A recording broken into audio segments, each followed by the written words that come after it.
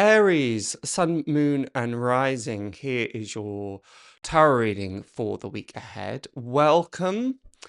And as ever, I do these readings weekly with an eye to help you navigate some of the challenges that may be coming up, understand some of the energies that are at play, and hopefully enable you to have the best week possible.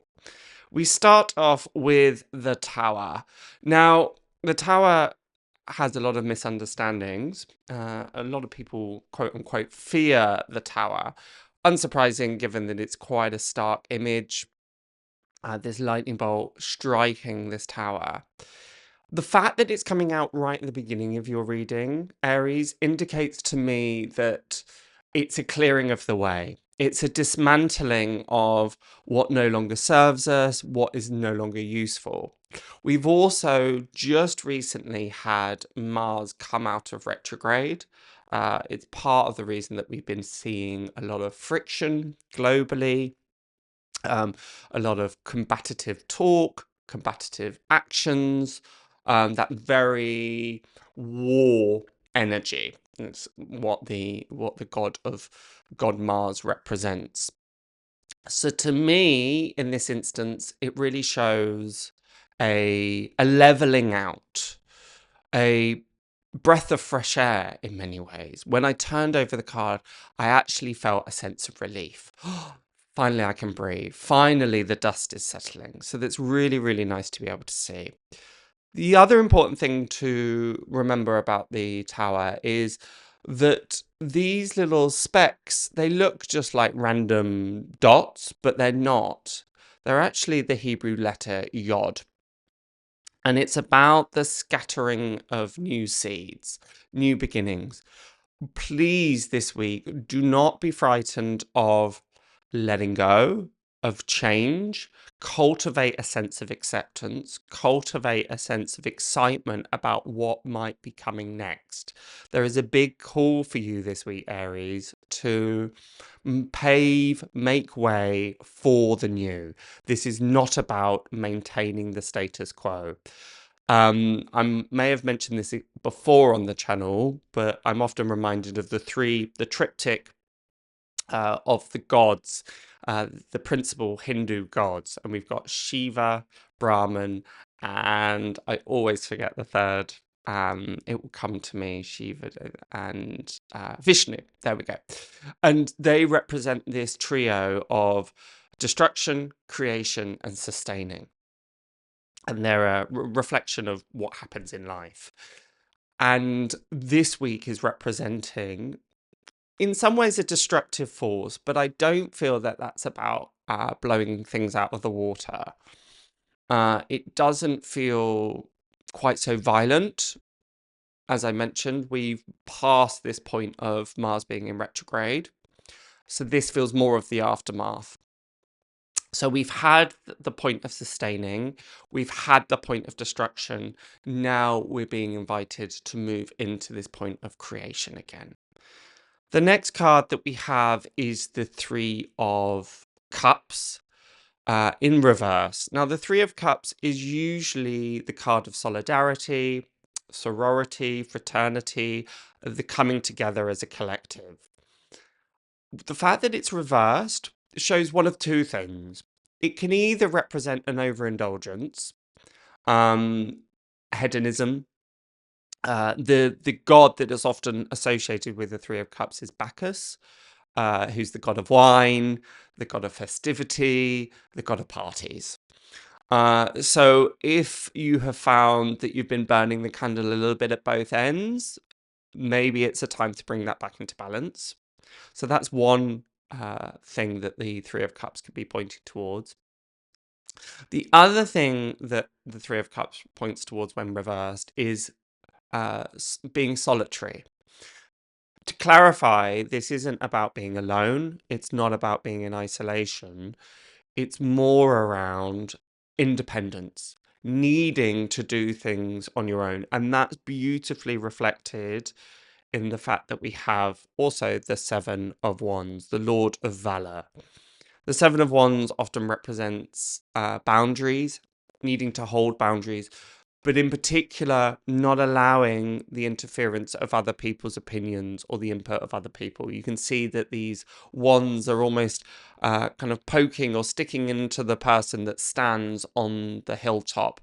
And the protagonist is having to work a little bit extra hard to stand their position, to guard their position. And there's a request, an invitation for you to do that this week.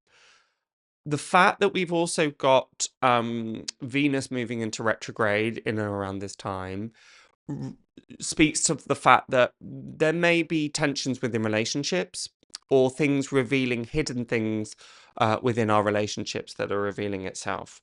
That seems very echoed by the Three of Cups anyhow. For me, however, this doesn't necessarily feel like something to your detriment.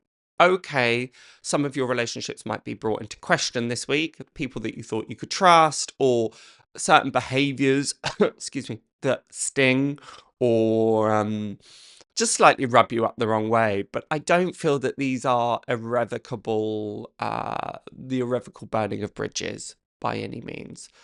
For that, because of that, if you are feeling the rub of relationships, I would suggest more of a retreat and a pulling away and just finding privacy rather than trying to face it head on. I say that because this may just be a fleeting moment, a passing moment.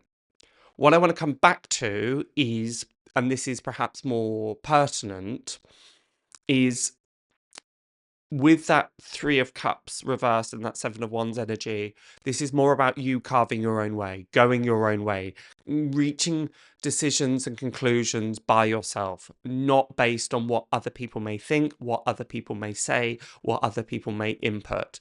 Their input might be perfectly well intended and for your benefit. It's again, be slightly mindful that that doesn't fall onto deaf ears. We don't need to go, I'm doing this on my own, stay out. But if your natural propensity is to check in for external validation or want other people's reassurance or input, this is a time for you to really carve out, well, what do you want? What is it that you need? Where is it that you're headed? And that can only really be answered in an individual way. Those answers may not come immediately, and sometimes with that sense of being uncomfortable, we want to find the answers as quickly as possible and approach other people and say, can you help me out here? And ordinarily, that's absolutely fine. The reason that I'm really stressing this is we have the Six of Wands. Really great to see that in the reading. This is the Lord of Victory. I always see this as a kind of a positive card. Yes, of course, it can have some shadow aspects. Sometimes it can be about other people using us for their own means, or how do I describe this? That they use us almost as a messenger, or they use us as a, not a scapegoat, but to spearhead a movement so that they can keep their hands clean. And this is part and parcel of why, again, it's just important that you're reaching your own decisions, your own mind. This is not, allow me to clarify, about mistrusting people. It's not about making yourself an island. It's just a temporary measure, and this temporary measure of, okay, what do I need? What do I think? What do I feel is best for me right now? And then moving forward from that place, because if you do so, then that's likely to lead to the greatest success. We finish with the Two of Pentacles. There's a similarity between the Two of Pentacles and the Seven of Wands. You can see the Seven of Wands. This is the only character within all the tarot, or the Rider-Waite-Smith tarot, particularly, that has odd shoes. You see one's a boot and one's a shoe. And then here we've got 1 foot lifted and 1 foot down. What does that mean? Well, that represents an unsure-footedness. that represents a slight sense of ungroundedness, not being able to plant our feet firmly on the ground. Don't be surprised, therefore, if things are a little bit up in the air, are a little bit unclear. There are choices to be made this week that you're not entirely, it's not evident which way to go. What I want to reassure you, Aries, is that's fine. That's okay. You don't need to be reaching your decisions kind of yesterday by any means. You can take your time with it. It's slow and steady wins the race in this case. But ultimately, looks like a really, really great week. As ever, if you want more, if you're hungering for more information, more guidance, then check out your sun sign, moon sign, and rising sign for a 360 look at your week ahead. If you're not sure how to do that, as ever, you can just check the pinned comment below with instructions of how to do that, and also how to receive emails so that you never miss your Tarotscope again. But until next week, I shall see you then. Bye for now.